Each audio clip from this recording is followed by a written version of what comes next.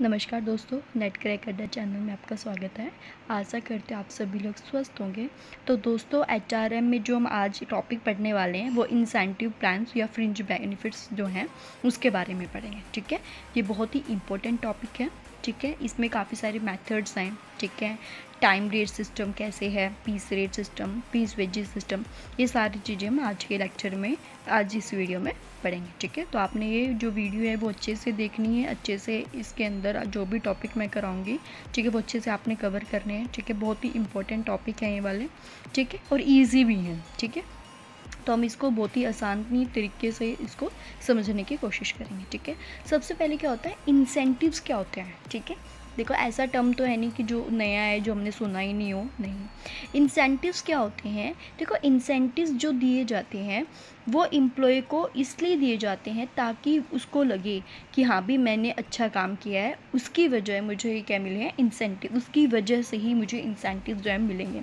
उसको क्या होगा, अंदर से मोटिवेशन फील होगा, वो अगली बार और उससे ज़्यादा एफर्ट्स लगाएगा। ठीक है, क्या होता है इसके अंदर, हम पर्सन को रिवार्ड देते हैं, ठीक है, उसके एफर्ट्स के अकॉर्डिंग, तो उसको क्या बोलते हैं, incentives.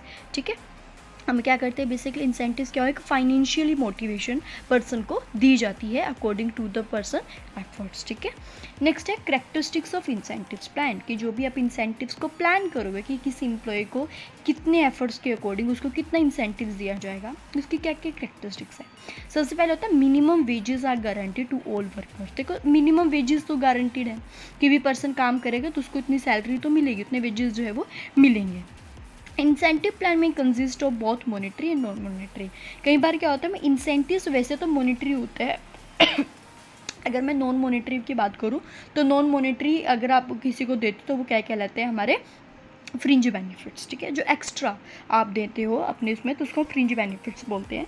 It required that it should be properly communicate to the worker to encourage individual performance. क्या करें, हम वर्कर को पहले बता देंगे कि हाँ भी अगर कोई पर्सन इतने एफर्ट से काम करेगा, ठीक है, एक हमने स्टैंडर्ड फिक्स कर दे, उसके अकॉर्डिंग काम करेगा, ठीक है, तो हम उसको क्या करेंगे, उसको इंसेंटिव्स देंगे, उसको उसकी सैलरी से और ज़्यादा पैसे मिलेंगे।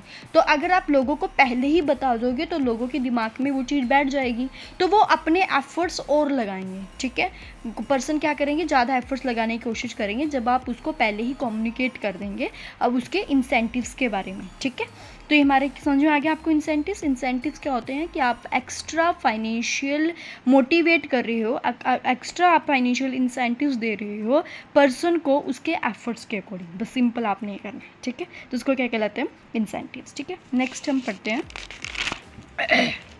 नेक्स्ट है मैथड्स ऑफ वेज पेमेंट। ठीक है, जो भी हम वेजेस देते हैं, ठीक है, पर्सन को, एम्प्लॉयज़ को पेमेंट करते हैं तो उसके मैथड्स होते हैं। सबसे पहला आता है time wage system, piece rate system और इंसेंटिव स्कीम।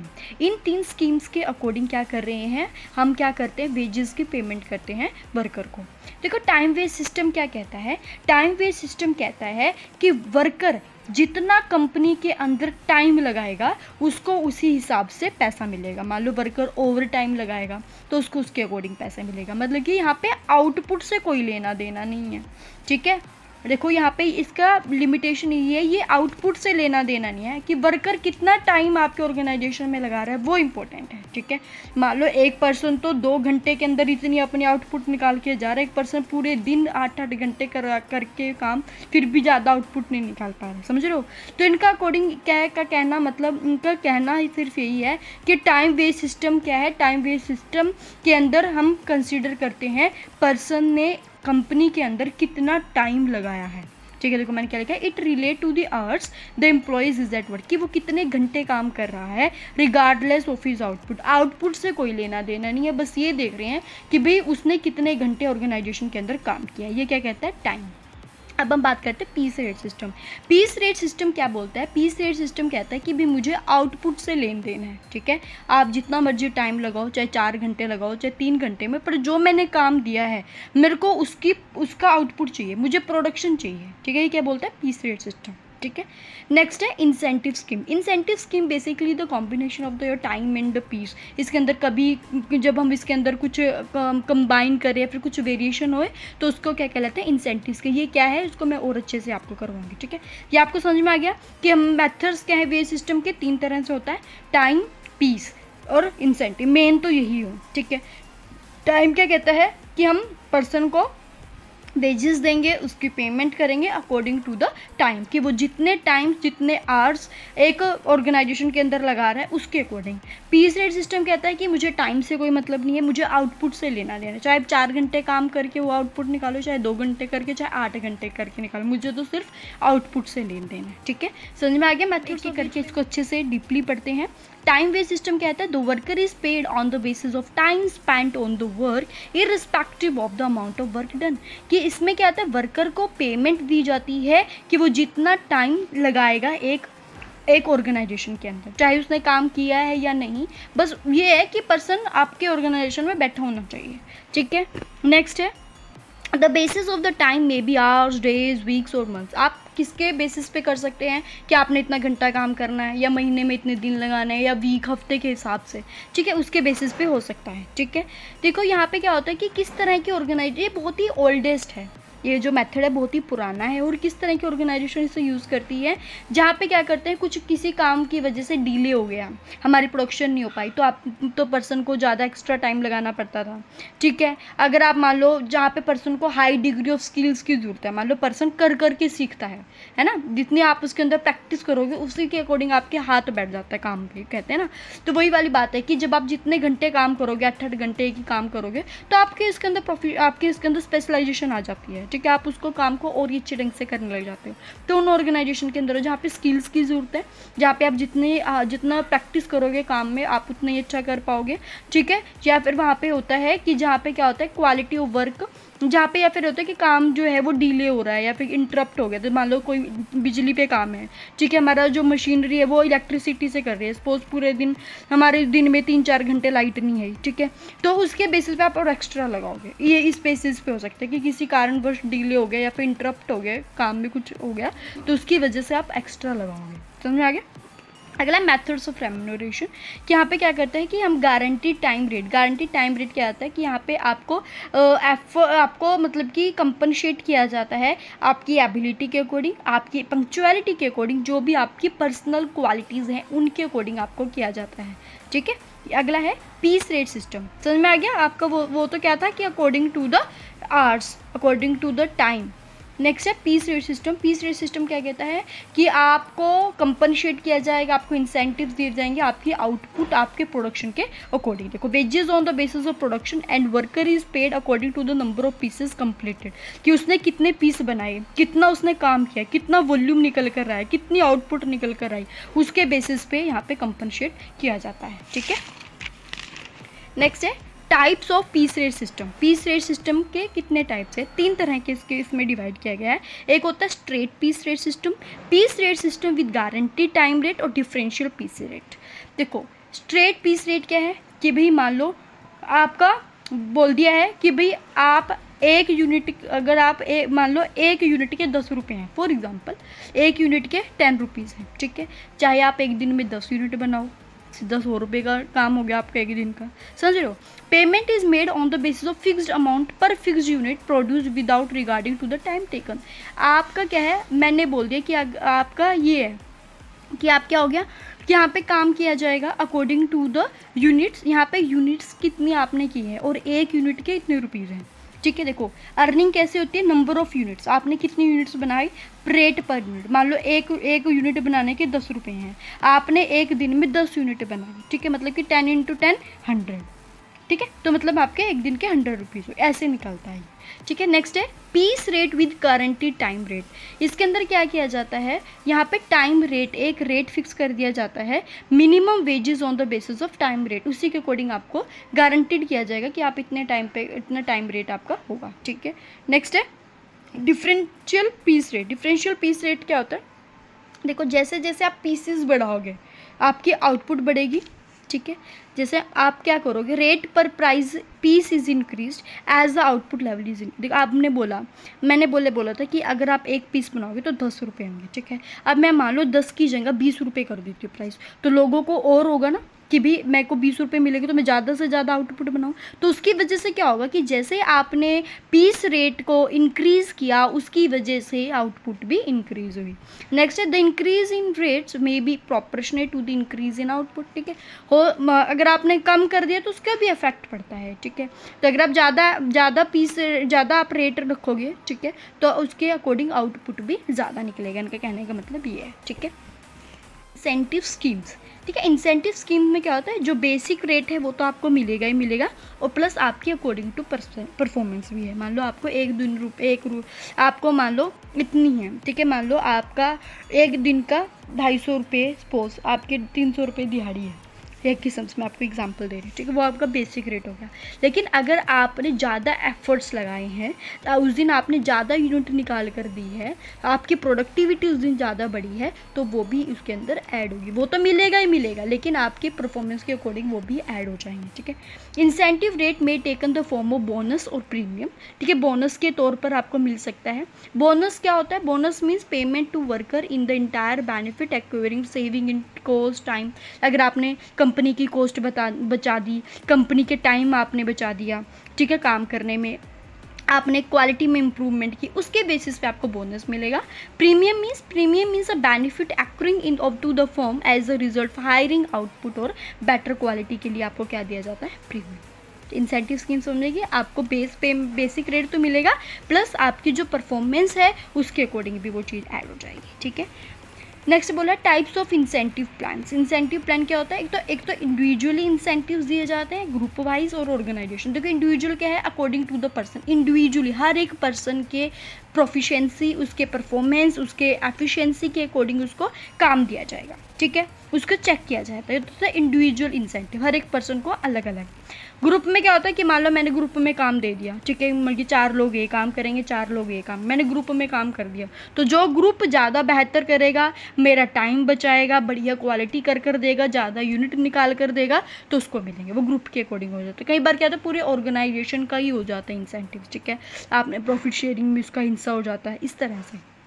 ठीक है, ये कहता है इंसेंटिव प्लान के टाइप्स हैं। ठीक है, नेक्स्ट है पीस रेट वर्क प्लान। ठीक है, आपने पीस रेट को कैसे प्लान करना है, इसके अंदर 2 तरह के आपके मेन हैं।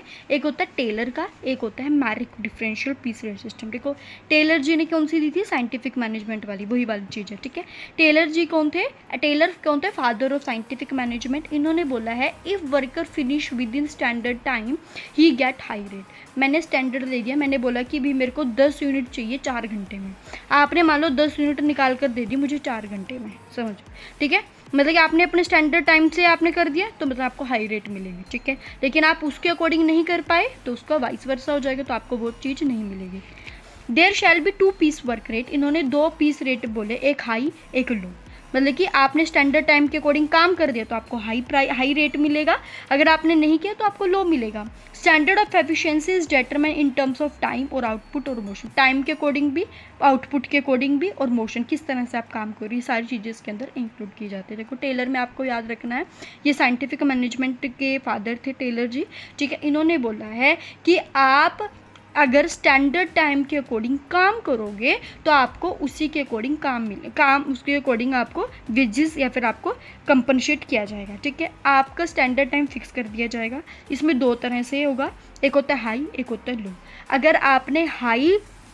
अगर आपको हाई रेट चाहिए तो आपको अपने स्टैंडर्ड के अकॉर्डिंग काम करना पड़ेगा, स्टैंडर्ड टाइम के अकॉर्डिंग काम करना पड़ेगा। अगर आप स्टैंडर्ड टाइम को मीट नहीं कर पाते, उसको मैच नहीं कर पाते, तो मतलब आपको उसके अकॉर्डिंग आपको वेजेस नहीं दी जाएंगी। इसमें 2 हो गया। फिर आते हैं मैरिक। ठीक है, मैरिक क्या थे? इनके कॉम्पिटिटर को एक चीज़ होती है तो उसको दूसरे वाला लेकर आता है कि भाई इसमें ये चीज़ कमी थी, तो वो अपनी अलग लेकर आते हैं। तो मैरिक जी आए तो मैरिक ने अपना अलग दिया। ठीक है, इन्होंने बोला है, ये कॉम्पिटिटर थे टेलर के, इन्होंने बोला कि 2 पीस रेट नहीं होते जी, जैसे इन्होंने बोला लो और हाई, नहीं 3 होते हैं। इन्होंने कितने दे दिए? 3 इन्होंने कैसे दिए हैं कि देखो अगर किसी ने 83% तक काम किया है, ठीक है, तो उसको 80 के बेसिस दिए जाएंगे, जो भी होगा उसका 80 दिया जाएगा। लेकिन अगर कोई पर्सन 83% टू 100% के बीच में आउटपुट निकाल कर देगा तो उसको 10% ज़्यादा मिलेगा। अगर कोई 100% से ज़्यादा काम करके देगा तो उसको 20% मिलेगा। ऐसे इन्होंने मतलब कि 20% मिलेगा, ऐसे इन्होंने बता कर दे दिया। ठीक है, मान लो इतना काम किया तो इतने, अगर आपने 80 टू 100 के बीच में काम करके दिया, अपना इतने एफर्ट लगाए तो आपको 10%, अगर 100% से भी ज़्यादा आपको किया तो आपको 20% और ज़्यादा दिया है। उसने 3 पार्ट्स में इसको डिवाइड कर दिया, ठीक है। अगला आता है स्टैंडर्ड हार्स प्लान, कि स्टैंडर्ड हार्स कि भी कितने घंटे क्या काम करना है, एक स्टैंडर्ड हार्स फिक्स करना, तो ये भी तो एक है, तो उसके लिए प्लान किया जाता है कि भी स्टैंडर्ड हार्स क्या होगा, ठीक है। हमने बोला है ना, हमने अभी पहले पढ़ा था कि अब हम क्या करते हैं, स्टैंडर्ड टाइम फिक्स कर देते हैं, अगर वो स्टैंडर्ड टाइम को मैच कर जाता है तो उसको हाई मिलेंगे, जो नहीं कर पाएंगे तो वो मिलेगा। तो वो स्टैंडर्ड टाइम होगा क्या, वो स्टैंडर्ड आवर्स होगा क्या, तो उसको प्लान करना। तो इसके लिए कौन सा आएगा, एक तो होता है होलसेल, एक है होलसेल प्लान। होलसेल प्लान किसने दिया था, इनका पूरा वो था FA होलसेल ने दिया था। पे bonus on the basis of time save, इन्होंने बोला है कि जितना टाइम बचाया है, ठीक है, मान लो अगर आप कोई काम दूसरे उससे करवाते, वो उस काम को 4 घंटे में कर दे रहा है, ठीक है। एक A पर्सन है, उसने वही काम 2.5 घंटे में कर दे दिया, उसने टाइम बचा दिया उसको, तो जितना आपने टाइम सेव किया उसके बेसिस पे आपको बोनस दिया जाता है। If job is completed in less than standard time the worker is paid a bonus of 50% उसको बोनस दिया जाएगा, उसको एक्स्ट्रा मिलेगा, कितना 50% उसको एक्स्ट्रा मिलेगा। ये किसने बोला था, होलसेल।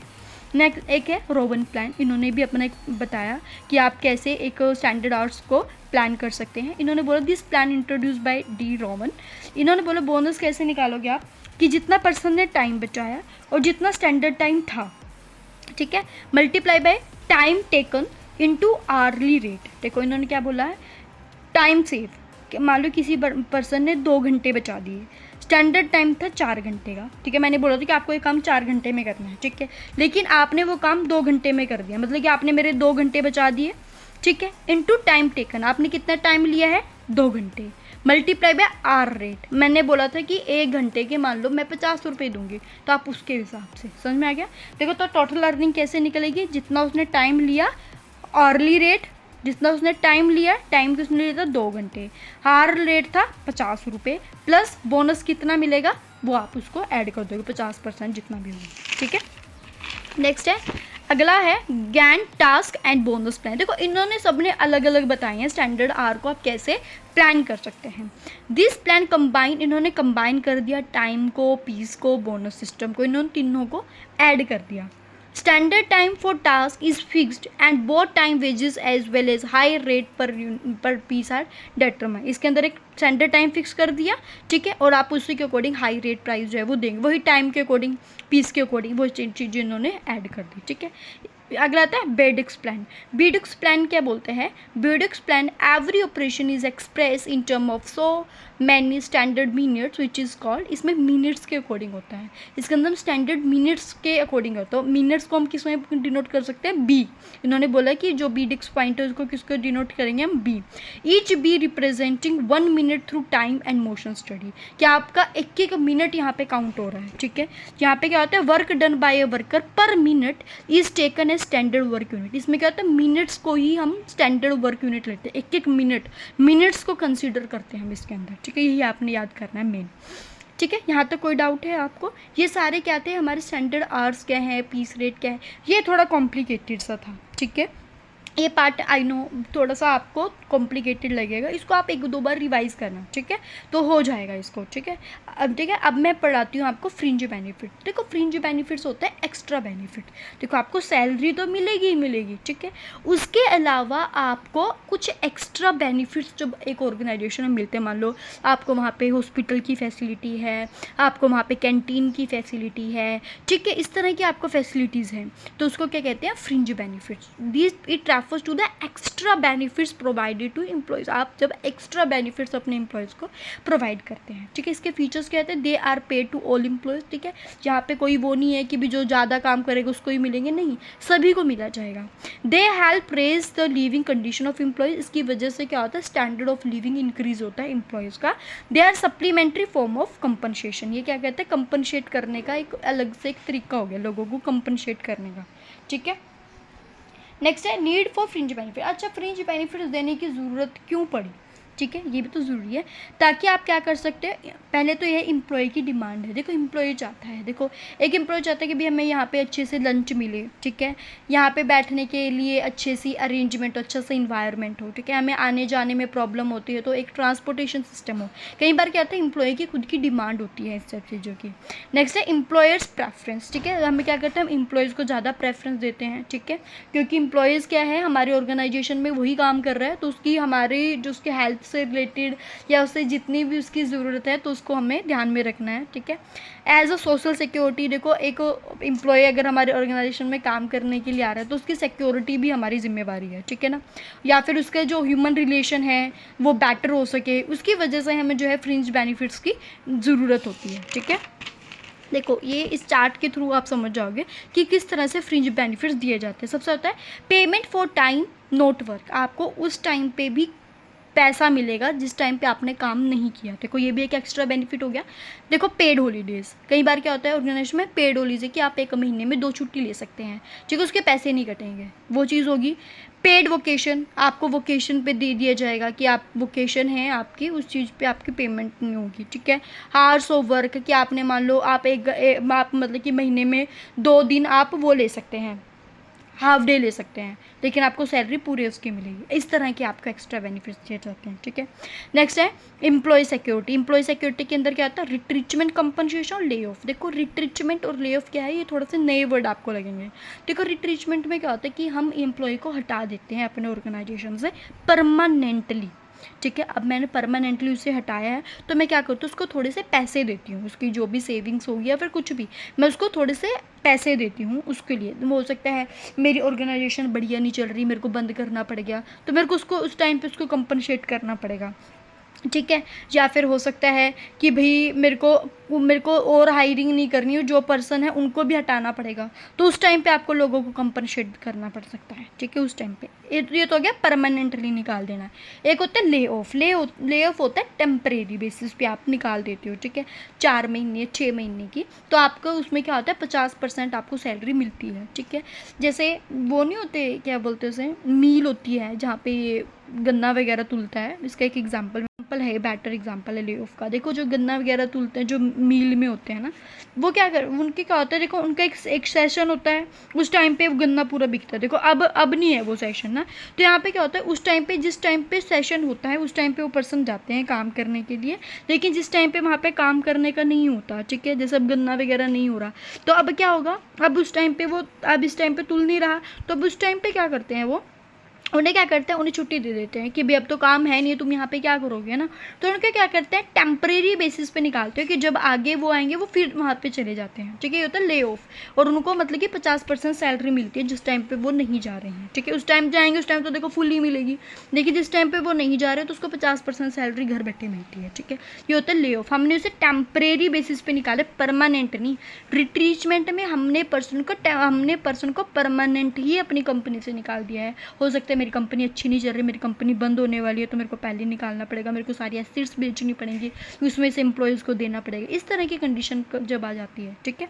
अगर तो सेफ्टी एंड हेल्थ, देखो सेफ्टी मेजर्स होते हैं या फिर हेल्थ बेनिफिट्स हम दिए जाते हैं, ठीक है। देखो कुछ कंपनीज होती हैं जो हेल्थ बेनिफिट्स देते हैं कि इवन के एम्प्लॉयज़ के पेरेंट्स को या फैमिली मेम्बर को कुछ हो जाए तो कंपनी उसको कंपनसेट करती है, आपने सुना भी हो, ठीक है। वेलफेयर रिक्रिएशनल फैसिलिटी, यहाँ पे क्या होता है, जैसे कैंटीन की फैसिलिटी होगी, ठीक है, आपको हाउसिंग की फैसिलिटी दी जाती है, जैसे आपको वैसे बोलते हैं ना कि वो मिल जाता है वहाँ पे रहने के लिए, रेंट पे आप ले सकते हैं, वहाँ पे आपको बहुत सस्ता मिल जाता है, ठीक है।